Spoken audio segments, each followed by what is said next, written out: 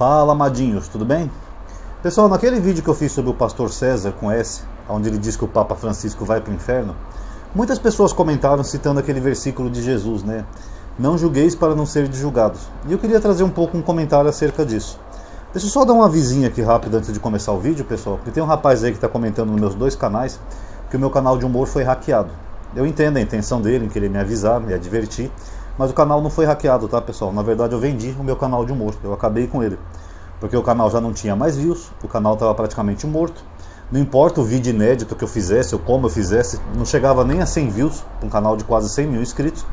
Então, depois de 2 anos tentando, eu decidi parar com o canal. Porque, que nem eu falei pra vocês, o YouTube tá com o algoritmo que tá uma bosta, tá? Sendo bem honesto. Às vezes você posta um vídeo novo no canal, a maioria dos seus seguidores não sabe que você enviou um vídeo. Chega a menos de 0,5% que sabe. Aí você pede para as pessoas ativar o sininho, né, para ser notificado. Tem pessoas aqui no meu canal que ativaram o sininho que não são notificadas. Um deles é o Luiz, que é um amigo meu, já veio aqui em casa algumas vezes. Ele me falou, pô, meu, nem ativando o sininho, eu sou notificado quando seu canal faz um vídeo novo. Aí eu peço para as pessoas entrar na lista de transmissão. As pessoas mais atrapalham do que ajudam. Porque na lista de transmissão não tem grupo. Mas como tem um grupo vinculado que eu fui obrigado a criar, aí as pessoas teimam em entrar num grupo que não existe. Isso mais me atrapalha do que me ajuda. Porque aí quando eu vou compartilhar um vídeo na lista de transmissão, aparece a opção do grupo. Eu tenho que fazer um puta malabarismo para tentar compartilhar na lista de transmissão. Então é complicado, pessoal, você manter um canal no YouTube, sendo que as próprias pessoas que são as seguidoras, muitas vezes mais atrapalham do que ajudam você. E é que nem eu falei um tempo atrás para vocês, esse canal aqui eu não sei quanto tempo também eu vou manter esse canal aqui no ar. Não estou falando que eu vou vender, não estou falando que eu vou parar o canal, porque sempre quando eu faço vídeo nesse sentido, as pessoas conseguem entender tudo errado e o oposto do que eu falei. Então eu estou sendo bem claro, eu não estou falando que eu vou vender esse canal. Eu estou falando que eu não sei quanto tempo eu vou conseguir manter ele, porque as views já caíram bastante. Vocês podem ver os últimos vídeos aí, tem poucas views, tem poucos likes. Às vezes só quando eu falo de alguém famoso, que nesse pastor César dá um pouco mais de view. Mas é difícil você manter um canal no YouTube quando você não tem views. O que adianta você pegar um vídeo, fazer um vídeo, pegar a luzinha, mostrar termos em grego, em hebraico, tudo bonitinho, se as pessoas nem sabem que você enviou um vídeo e não assistem? Então chega uma hora que chega um limite que você não consegue mais. E eu não estou pedindo dinheiro, tá? Sempre quando eu faço um vídeo desse, as pessoas acham que eu estou pedindo dinheiro. Não, eu estou só explicando para vocês a dificuldade de manter um canal hoje em dia no YouTube. Por isso que chega uma hora que a gente chega num ponto que fala, ó, já deu. A gente faz vídeo, tenta explicar, tenta ensinar, tenta trazer um conteúdo legal. Mas quando você vai ver o vídeo teve 100, 200 views, eu digo, aí qualquer canal não morre, né, pessoal? Nenhum canal resiste, tá? Então, por enquanto, eu vou mantendo esse canal aqui ainda. Mas vai saber lá até quando vai durar, né? Porque cada vez está ficando mais difícil, tá? Então, só um esclarecimentozinho aí. Não precisam me avisar que meu canal foi hackeado, porque ele não foi hackeado, tá? Ele foi vendido. Então, vamos lá, pessoal. Essa questão de julgamento, segundo a Bíblia, eu vou tentar explicar para vocês sobre a ótica do que diz a Bíblia. Independente de ser Velho ou Novo Testamento, tá? E independente de crença. Eu vou tentar trazer a ótica que os autores tentaram transmitir. Vamos começar falando de pecado, né? O que define o que é pecado? Na verdade, um pecado é um erro, é uma falta. E o pecado, ele não é só definido pela Torá. A Torá é uma construção do povo judeu para o povo judeu. É quase como se fosse um código penal de Israel antiga. Ali você tem até leis agrícolas, leis de terra, leis de gado, leis disso, leis daquilo. Então ali era o que nós chamamos hoje equivocadamente de pecado, mas seriam leis, né? Seriam regras para você viver em sociedade. Agora as regras não dependem só da lei, você pode ser, por exemplo, membro de um outro povo que não tem Torá e você pode cometer um erro, uma falta. Então isso que define o que é pecado. Agora, o pecado, qual seria a definição do pecado mais grave ou menos grave? Vai depender da época e da cultura que você se encontra. Por exemplo, a Torá diz que é pecado comer carne de porco. Está na Torá, é uma das leis. Então se eu for pegar isso aqui literalmente, como os protestantes fazem, dizer que tudo que está na lei é pecado, porque está na lei de Deus, então todo protestante já pecou comendo carne de porco. Frutos do mar, camarão, essas coisas é proibido pela lei. E aí? Aí eles vão criar um marabalismo para separar as leis de acordo com o entendimento deles. Não, porque tem leis cerimoniais, tem leis morais, tem leis não sei o quê. É marabalismo. Mas a verdade é que ali não é exatamente pecado essas coisas na Bíblia. Ali é um tipo de ordenança para um povo seguir de uma forma diferenciada o culto ao Deus deles. É basicamente isso. Até porque se eu for seguir ali como algo divino, algo que Deus deu, no sentido de Deus falando que é pecado, então eu posso muito bem ter um escravo, que a Bíblia não proíbe, posso machucar o meu escravo e não posso comer porco. Vocês acham que isso é divino? Então fica para reflexão. Agora, segundo a própria Bíblia, pessoal, Deus, ele pode ter misericórdia de quem ele quiser, de qualquer pecado que ele quiser. Tanto que Deus falou isso em Êxodo para Moisés: eu terei misericórdia de quem eu quiser ter misericórdia, e pronto. Então o que quer dizer? Eu sou um Deus, eu não preciso seguir uma regra, ou uma tabela, um código penal, nem nada. Se eu quiser ter misericórdia de um assassino, eu tenho. Se eu quiser ter misericórdia de um cara canalha, eu tenho. E assim por diante.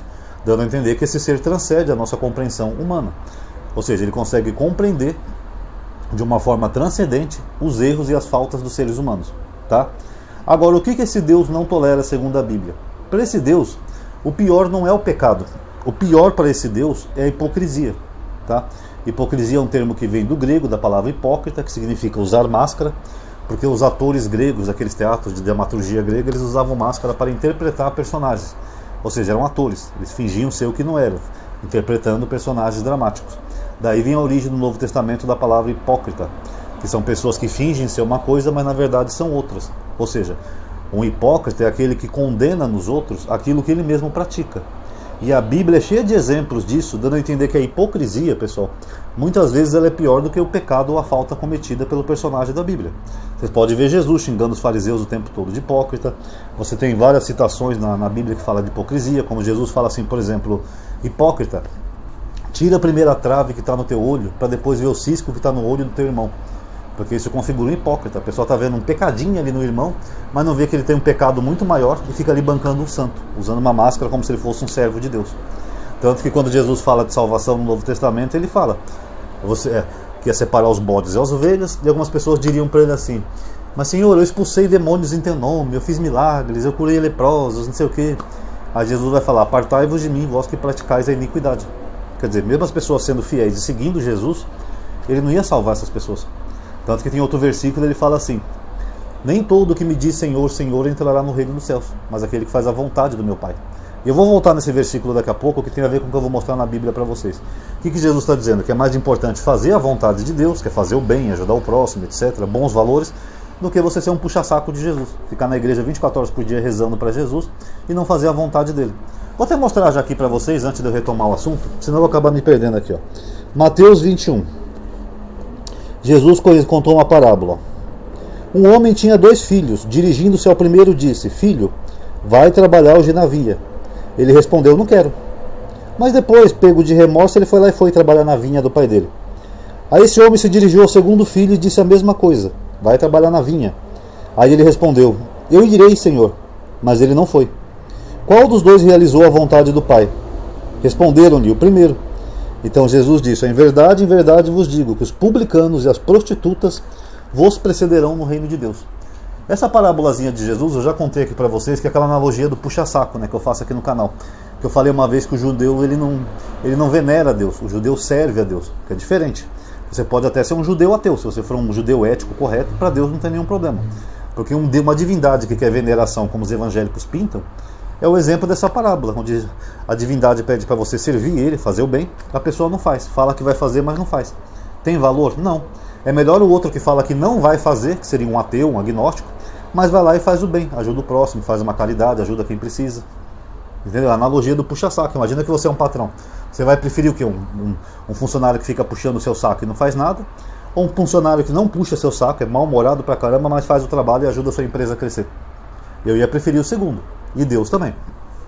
Agora, voltando ao assunto da hipocrisia. A Bíblia ela tem vários exemplos de hipocrisia, como por exemplo, vamos pegar o rei Saul. O rei Saul ele proibiu as feiticeiras e necromantes em Israel. Depois ele mesmo vai lá se consultar com uma necromante. Qual é o nome disso? É hipocrisia. Porque ele estava praticando algo que ele mesmo tinha sido contra. Vamos pegar, por exemplo, no Novo Testamento. Pedro repreendeu Paulo. Mas Paulo repreendeu Pedro. Por quê? Porque ele fala: tu, sendo judeu, vive como gentil.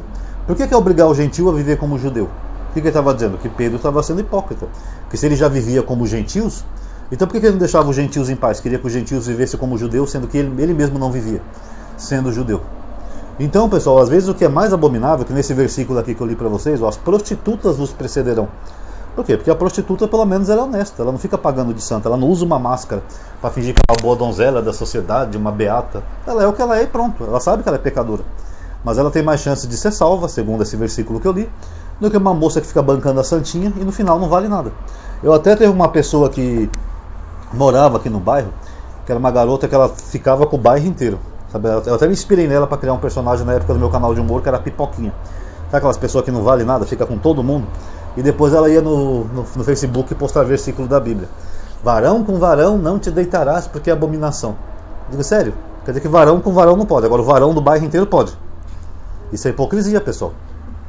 E a hipocrisia, muitas vezes, ela é pior do que o pecado em si. Porque o pecado, dependendo da condição da pessoa, ela pode ser perdoada. Até porque, como eu falei, o pecado varia muito, né? Da época e do contexto e da religião que você faz parte. Agora, a hipocrisia, ela é bem abominável. Pega, por exemplo, que nem aquele vídeo que eu falei do Sabino, lá da treta do Sabino. Eu digo, para que eu vou criticar o Sabino a meter o pau nele, se eu já tive comportamentos parecidos ou até pior que o Sabino, em discussões em grupo? Eu seria hipócrita. Não, porque o Sabino está errado, porque isso não é comportamento de um professor de exégese, não sei o quê. Qualquer pessoa que fez parte do meu grupo podia vir aqui e me desmascarar. Vocês estão entendendo? Então, pessoal, a hipocrisia, ela é pior do que o pecado. Que nem aquele pastor César, ele acusa o Papa de ser idólatra, mas que nem eu falei, ele também é idólatra. Até porque ele crê em Jesus, ele crê em diabos, ele crê em seres que não existem, ele divide o poder de Deus e fragmenta como se fossem vários seres diferentes. É quase uma mitologia cristã.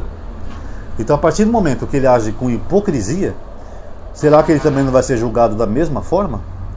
Lembrando que Jesus falou, as prostitutas vos precederão, porque às vezes para Deus vale mais uma prostituta do que um hipócrita. Lembra daquela parábola do publicano e do pecador de Jesus? Que ele fala que tinha um publicano lá, que nem esse pastor aí.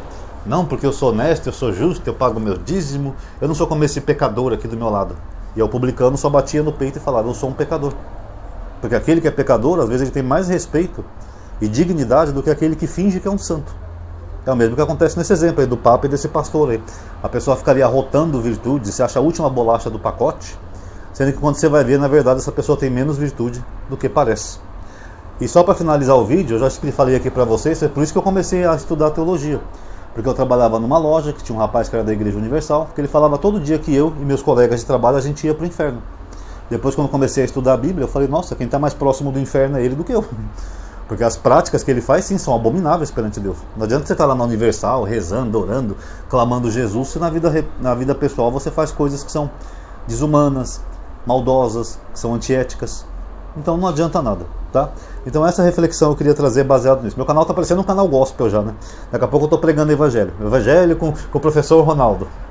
É outra hipocrisia, né? Que eu trago mais mensagens verdadeiras do evangelho do que a maioria de crentes por aí que só falam em dinheiro, oferta de Abraão, fogueira santa, essas bobagens todas. Irônico, né? Então tá aí, galerinha, quem gostou do vídeo já sabe, dá um like aí por gentileza, se inscreve, ativa o sininho, compartilha nos grupos para as pessoas verem também, que é uma boa reflexão, e comenta também o que você achou, tá? Muito obrigado por ter assistido, paz a todos.